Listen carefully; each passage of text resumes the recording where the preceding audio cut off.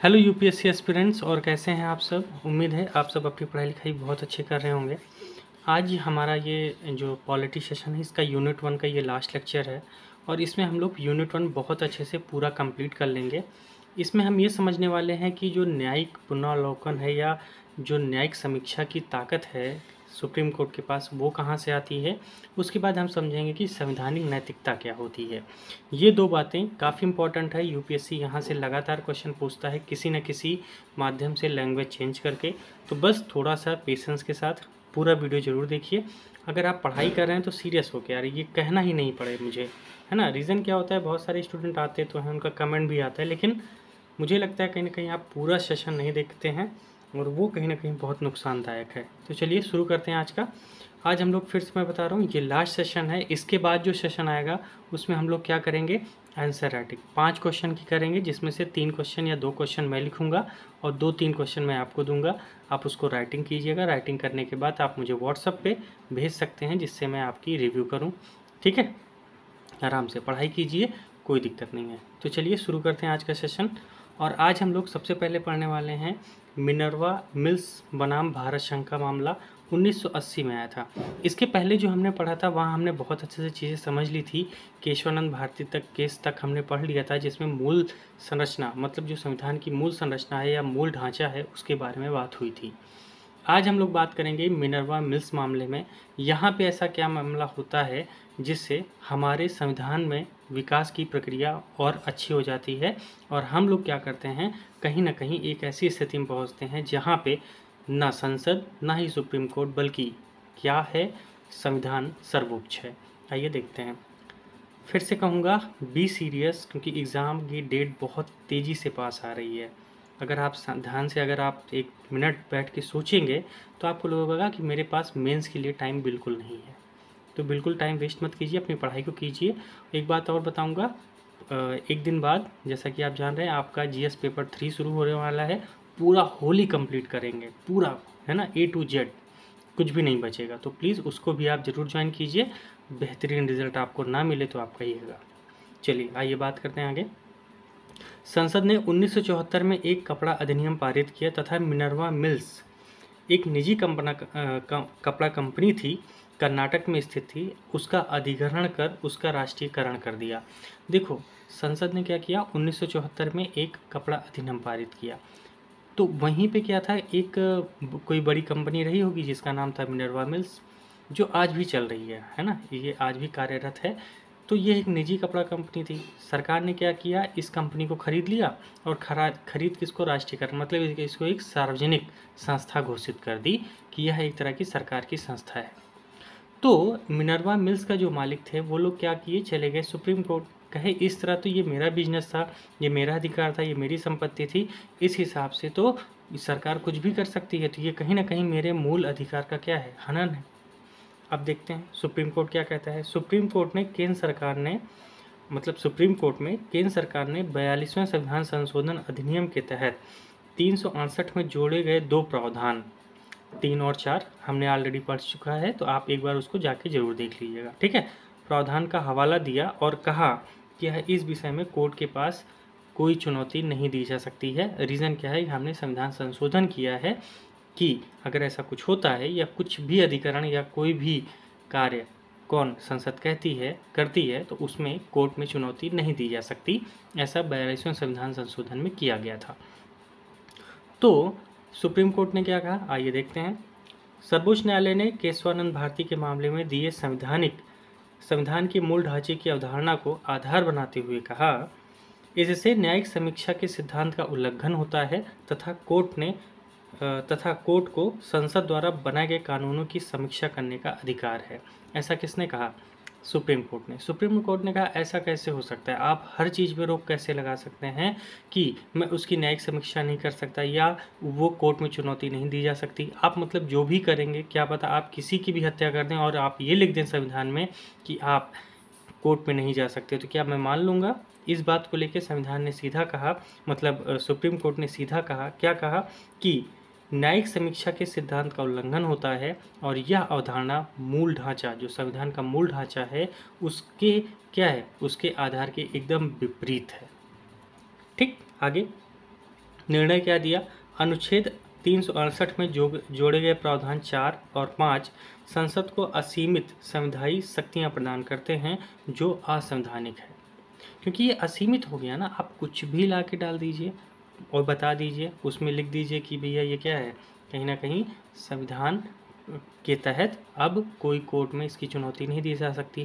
तो ये कहीं ना कहीं देखा गया कि जो संसद है उसको सीमित शक्तियाँ थीं जो कि असंवैधानिक है और इससे संविधान के मूल ढांचे का उल्लंघन होता है, अतः इसे शून्य घोषित करते हैं। ऐसा किसने कहा, सुप्रीम कोर्ट ने। और ये जो दोनों मामले लाए गए थे 4 और 5, कहाँ, 42वें संविधान संशोधन में उसको शून्य घोषित कर दिया गया। ठीक है, यहीं से निकल के आती है ना न्यायिक समीक्षा, मतलब जुडिशियल रिव्यू।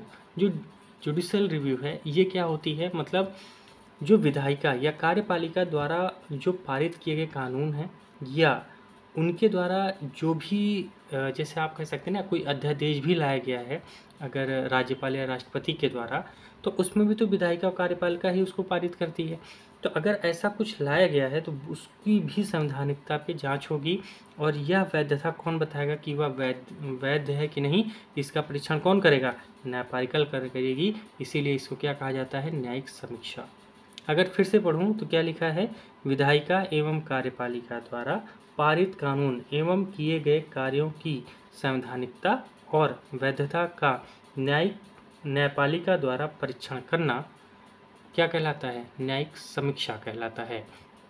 तो अगर आपसे पूछे कि सुप्रीम कोर्ट की जो न्यायिक समीक्षा है, जब हम लोग सुप्रीम कोर्ट पढ़ेंगे ना तो वहाँ पे तो डिटेल में डिस्कस करेंगे ही कि उसके पास क्या क्या ताकत है, हर एक चीज़। लेकिन अभी क्या है, हम क्या पढ़ रहे हैं कि इसका विकास कैसे हुआ, ठीक, इसके प्रावधान कैसे आए, तो हम वही पढ़ रहे हैं। और क्योंकि हम संशोधन पढ़ रहे हैं तो संविधान संशोधन में ये बातें आई, तो हमें क्या होगा, आंसर राइटिंग करने में थोड़ी सी आसानी रहेगी। अब कुछ एग्जाम्पल्स देख लेते हैं और क्या क्या रहे जहाँ पे जो न्यायिक समीक्षा है उसको, उसकी शक्ति को संसद ने और ज़्यादा क्या किया, मजबूत किया। तो एक केस है बामन राव बनाम भारत संघ का केस, कब आया, 1981 में। के मामले में सुप्रीम कोर्ट ने ऐतिहासिक निर्णय सुनाते हुए संविधान के मूल ढांचे की अवधारणा का विस्तार 9वीं अनुसूची तक कर दिया और कहा कि 24 अप्रैल 1973 के बाद इस सूची, मतलब इस अनुसूची में शामिल प्रत्येक कानून की न्यायालय समीक्षा करेगा। देखिए कब पारित किया गया है, मतलब ये केस कब का है, ये है 1981 का, ठीक। और मतलब कोर्ट ने क्या कहा, 24 अप्रैल 1973, मतलब 81 से लगभग जो है 10 साल पीछे कह रहे हैं कि तब तक अगर कोई बात ऐसी है जो 9वीं सूची में शामिल किया गया तो उसकी न्यायिक समीक्षा हम करेंगे, ऐसा सुप्रीम कोर्ट ने कहा। सुप्रीम कोर्ट ने इसलिए कहा क्योंकि सच में उस समय कंडीशंस ऐसी हो रही थी जहाँ पे सुप्रीम कोर्ट की पावर या संविधान की पावर, जो संविधान की ताकत है उसको पूरी तरह से निगलेक्ट किया जा रहा था और जो संसद थी बस वो ये समझ रही थी कि हम ही क्या हैं, सर्वोपरि हैं।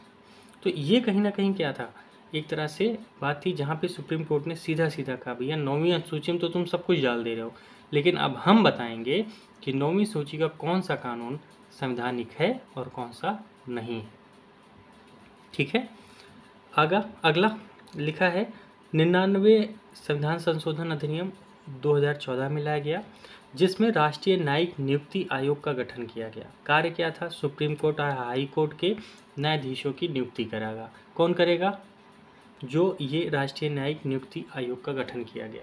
अब सुप्रीम कोर्ट ने स्वतः संज्ञान लेते हुए कहा कि इस संविधान संशोधन को मूल ढांचे का उल्लंघन करता है। क्यों करता है ये सुन लीजिए। क्योंकि सुप्रीम कोर्ट में जो भी जज होते हैं, मतलब जो न्यायाधीश होते हैं, उनका जो सिस्टम है ना वो कोलोजियम का है। मतलब क्या होता है कि जितने भी वरिष्ठ न्यायाधीश हैं वो मिल के ही डिसाइड कर लेते हैं कि अगला कौन बनेगा, और जो सबसे वरिष्ठतम न्यायाधीश है वही क्या होता है, सुप्रीम कोर्ट का मुख्य न्यायाधीश होता है। और वही लोग क्या करते हैं, ये डिसाइड करते हैं कि हाई कोर्ट के जज कौन होंगे। अगर क्या सरकार राष्ट्रीय न्यायिक नियुक्ति आयोग बनाएगा तो क्या होगा, कहीं ना कहीं सरकार का हस्तक्षेप बढ़ेगा, कहाँ पे, सुप्रीम कोर्ट और हाई कोर्ट के न्यायाधीशों के ऊपर।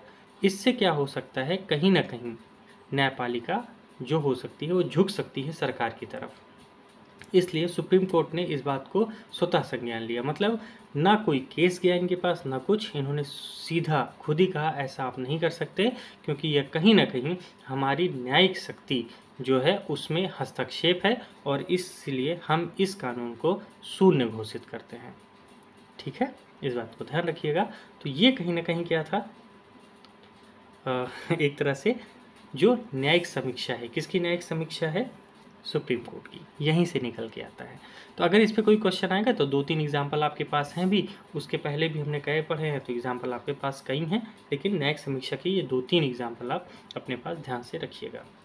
चलिए आगे देखते हैं कुछ महत्वपूर्ण संविधान संशोधन जो हमें जानने ही चाहिए।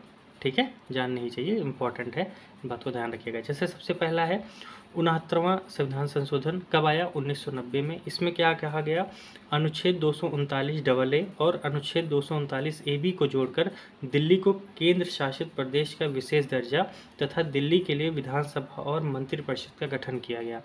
याद कीजिए 2016 में जब ये क्वेश्चन आया था कि 19वां संविधान संशोधन के मतलब 69वां संविधान संशोधन के बारे में बताइए, उसमें क्या प्रावधान किया गया है, तो यहाँ से थोड़ी मोटी बातें अगर हमें याद रहेगी तो हम पूरे क्वेश्चन का फ्रेम बना सकते हैं। एग्जैक्टली क्या हो सकता है, इसको आप कहाँ यूज कर सकते हैं, अपने इंट्रोडक्शन में। इसीलिए हमें क्या ज़रूरी है, संविधान संशोधन को जानना। यहाँ से लगातार यूपीएससी प्रीलिम्स में भी क्वेश्चन आते हैं, मेंस में भी आप यूज कर सकते हैं, तो थोड़ा सा इसको क्या करना है, याद रखना है चीज़ें, क्योंकि मैंने बहुत ज़्यादा नहीं लिए हैं, जो इम्पोर्टेंट है, जो लगातार फ्रिक्वेंटली यूपीएससी का फेवरेट है, वही मैंने लिया है। जैसे अगला 73वां और 74वां संविधान संशोधन, जैसा कि जानते हैं 73वां किसके लिए है, नगर पंचायत, और ये किसके लिए है, जो 73वां किसके लिए है, ग्रामीण के लिए, और 74वां किसके लिए है, शहरी के लिए। तो स्थानीय शासन की बात करता है। इसमें 2 अनुसूचियाँ भी जोड़ी गई, ग्रामीण क्षेत्र के लिए 11वीं अनुसूची और शहरी क्षेत्र के लिए 12वीं अनुसूची जोड़ी गई। किसके द्वारा, 73वें और 74वें संविधान संशोधन के द्वारा। कब हुआ, 1992 में। बस इतनी छोटी सी बात ध्यान रखिएगा, जब हम स्थानीय शासन पढ़ेंगे वहाँ से तो डिटेल में ही आएगी ये सब बातें। ठीक है, आगे 86वां संविधान संशोधन कब की बात है, 2002 की। इसमें कहा गया अनुच्छेद 21A जोड़ा गया। ठीक, और आप जानते हैं अनुच्छेद 21 क्या है, ये हमारा मूल अधिकार है, उसी में जोड़ा गया 21A। कहा गया प्रारंभिक शिक्षा को एक मूल अधिकार बनाया गया, तथा भाग 4 क्या है हमारा, राज्य के नीति निदेशक तत्व, उसके एक अनुच्छेद 45 को संशोधन कर उसमें कहा गया कि राज्य 6 से 14 वर्षों के जो सभी बालक हैं उनकी देखभाल और उनकी प्रारंभिक शिक्षा की व्यवस्था करेगा। कब कब करेगा भाई, जब मतलब 86वें जो संविधान संशोधन है उसमें ये बात जोड़ी गई। ठीक, कि 6 से 14 वर्ष के जो भी बालक हैं या जो भी बच्चियां हैं उनको क्या किया जाएगा, उनका देखभाल और उनकी प्रारंभिक शिक्षा की व्यवस्था करेगा। कौन करेगा, राज्य। ठीक है, क्योंकि राज्य के नीति निदेशक तत्व तो हैं, तो इस बात को ध्यान रखिएगा। और ये कहाँ जोड़ा गया है, 21A में। तो ये आपसे प्रीलिम्स में भी क्वेश्चन पूछा जा सकता है, या कहीं भी शिक्षा को लेके क्वेश्चन आए तो आप वहाँ पे भी इस पार्ट को कोट कर सकते हैं, चाहे वो ऐसे हो चाहे क्वेश्चन हो।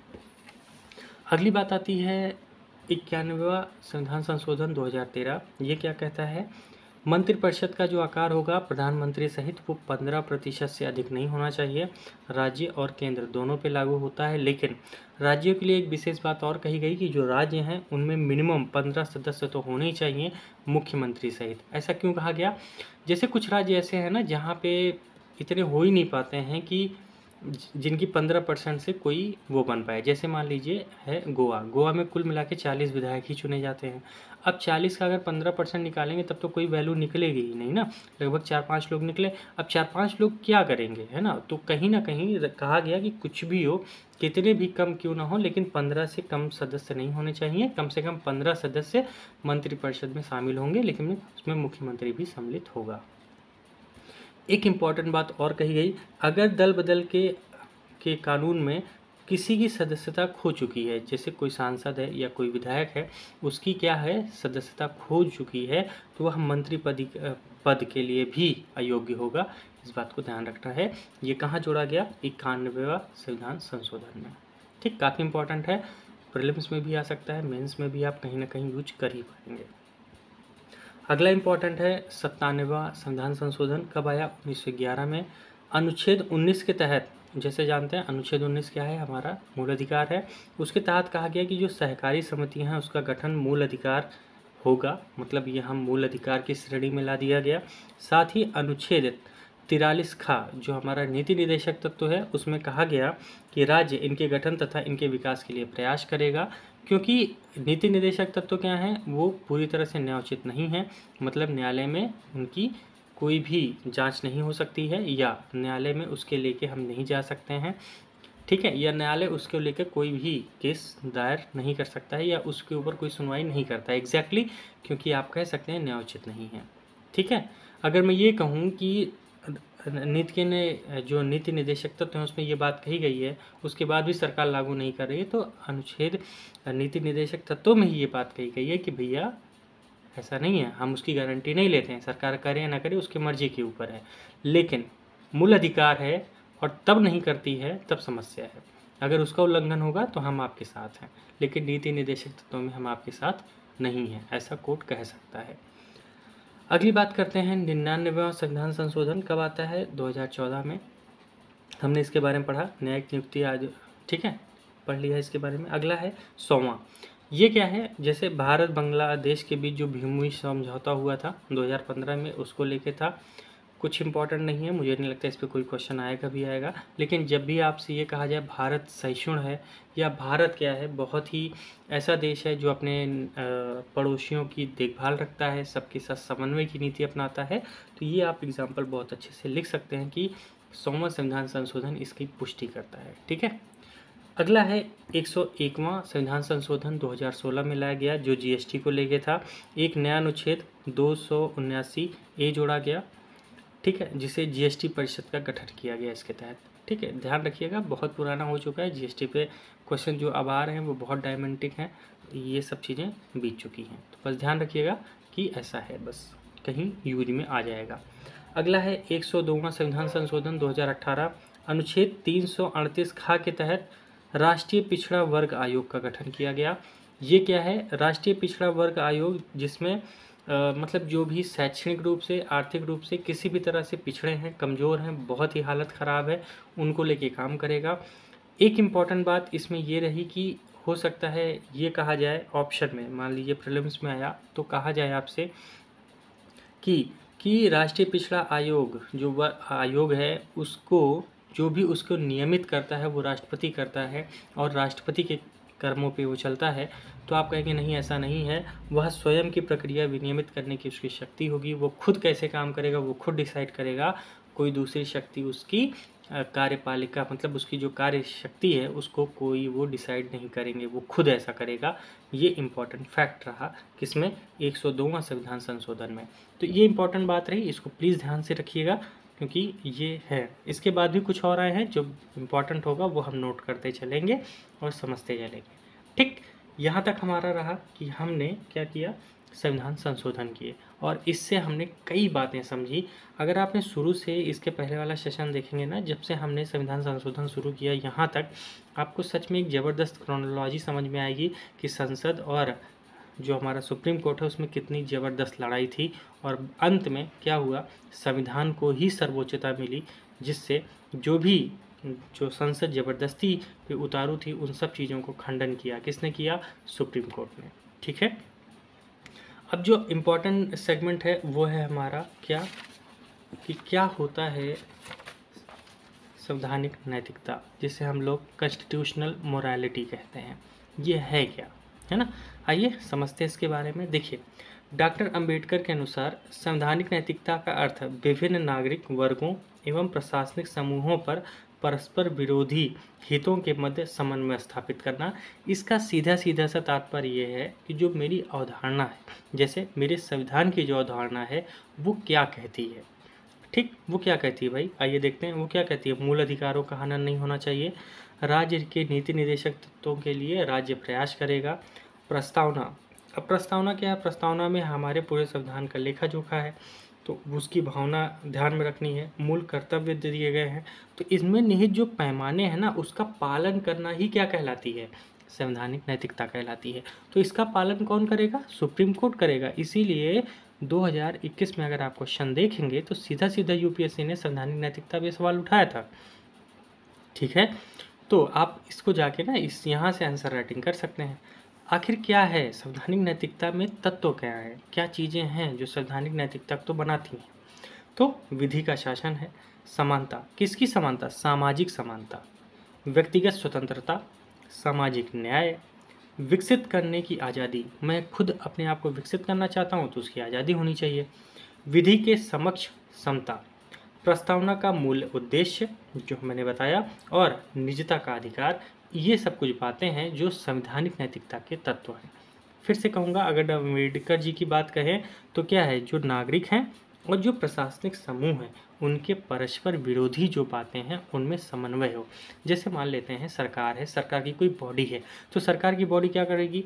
वो नियम लागू करेगी। अगर नियम लागू करेगी, उस नियम से मेरे मूल अधिकार का हनन होता है, तो क्या क्या वो समन्वय बना रहा है?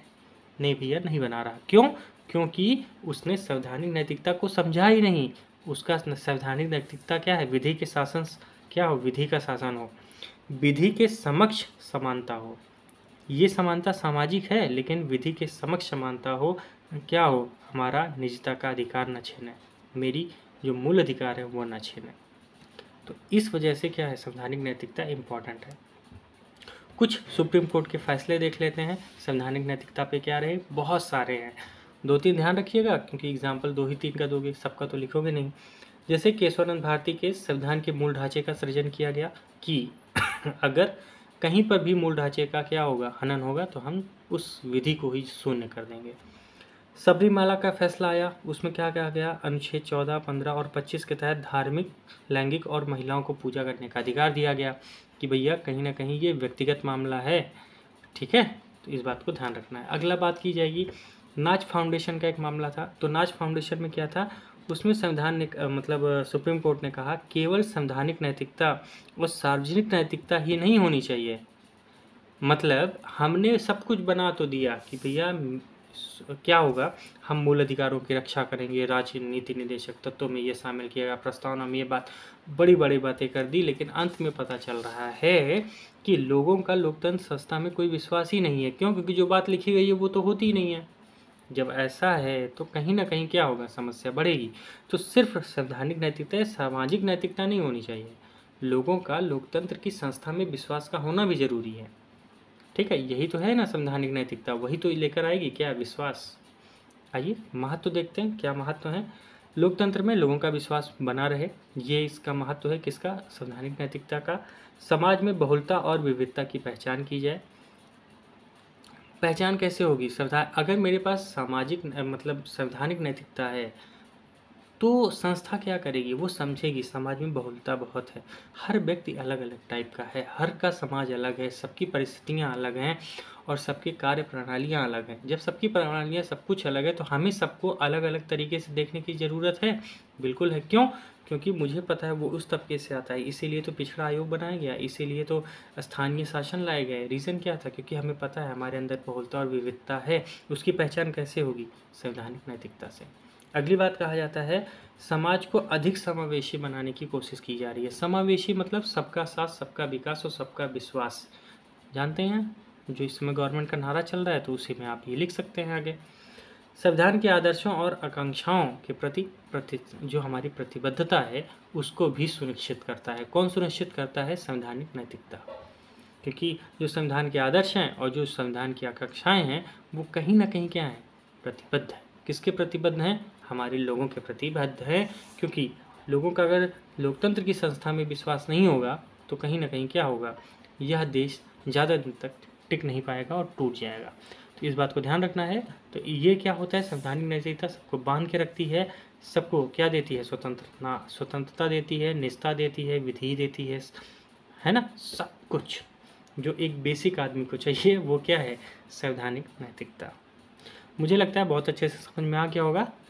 अब एक इम्पॉर्टेंट बात, 2022 का पेपर जैसा कि आप जान रहे हैं चल रहा है, वहाँ से एक क्वेश्चन मुझे मिला जो 2022 का ही क्वेश्चन है। ये कब का है? 2022 का।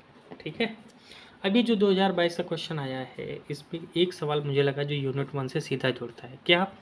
भारत के संपूर्ण क्षेत्र में निवास करने और विचरण करने का अधिकार स्वतंत्र रूप से भारतीय नागरिकों को उपलब्ध है, किंतु ये अधिकार असीम नहीं है। टिप्पणी कीजिए। 10 नंबर का था, 150 शब्द में लिखना था।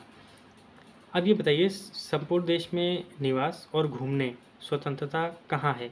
हमारे मूल अधिकार में है, 19 है ना, हमें पता है। लेकिन कह रहा है ना अधिकार असीम नहीं है, इसका क्या मतलब है? पहले तो आप समझाओगे भैया देखिए ये बात मूल अधिकारों में लिखी है, फिर बताओगे नीति निर्देशक तत्वों में भी लिखा है, मेरे कुछ कर्तव्य भी हैं किस चीज़ को लेके, पूरे देश में घूमने, निवास और इन सब के मुझे कुछ कर्तव्य भी तो बताए गए हैं भैया, है ना। जो 11 कर्तव्य हैं उसमें यही बातें कही हैं, आप तीनों बातें वहाँ पे सम्मिलित करेंगे अच्छे से। उसके बाद आप ये बताएंगे कि ये अधिकार असीम नहीं है। असीम मतलब ये ऐसे नहीं है कि इन पे मैं पूरी तरह से, मेरे ऊपर कोई प्रतिबंध नहीं लगाया जा सकता, लगाया जा सकता है। आप यहाँ से केरल गए तो केरल की व्यवस्थाओं के अकॉर्डिंग आपको चलना पड़ेगा। आप अगर उत्तर प्रदेश से हैं या जम्मू से हैं या कहीं से भी हैं तो आपको वहाँ से हो सकता है कुछ नियम बदले मिले, तो आपको उस नियम को फॉलो करना पड़ेगा। आप अपने मन से वहाँ पे कार्य विधियाँ नहीं चला सकते, है कि नहीं। तो ये क्या है, असीम है नहीं है, सीधी सी बात है, आपके ऊपर रिस्ट्रिक्शंस लगाई जा सकती हैं। क्या पता आपकी विचारधारा कुछ और है और वहाँ की सामाजिक विचारधारा कुछ और है, क्योंकि विविधता बहुत ज़्यादा है ना। जब विविधता बहुत ज़्यादा है तो किस हिसाब से आपके अधिकार सीमित होंगे? नहीं हो सकते, सीमित हैं। क्योंकि अधिकार तभी तक अच्छे हैं जब तक वो दूसरों को क्या करें, रिस्ट्रिक्ट ना करें। इस पे मैं आंसर राइटिंग जो हमने बताया, अगले सेशन में हम लोग 5 आंसर राइटिंग, एक क्वेश्चन में ये भी सम्मिलित कर रहा हूँ और इस पे भी मैं पूरा एक है ना जो 150 शब्द हैं उसको मैं लिख के दिखाऊंगा कैसे लिखा जाएगा। और एक बात और कहूँगा, 5 क्वेश्चन के लिए अगले सेशन में तैयार रहिए। 2 से 3 क्वेश्चन मैं लिख के दूंगा और 2-3 क्वेश्चन आपको करने होंगे, प्लीज़ करिएगा, है ना। और एक बात और, पूरा हमारा यूनिट 1 कंप्लीट हो गई है पूरा अच्छे से। अगर ना अभी तक सेशन नहीं देखा है, लाइन से देखिए, आपको भी लगेगा कि नहीं पॉलिटी में कुछ बेहतर हो रहा है। चलिए, इतने के लिए बहुत बहुत धन्यवाद आप सभी का। अगले सेशन में फिर से मिलते हैं, तब तक के लिए थैंक यू सो मच।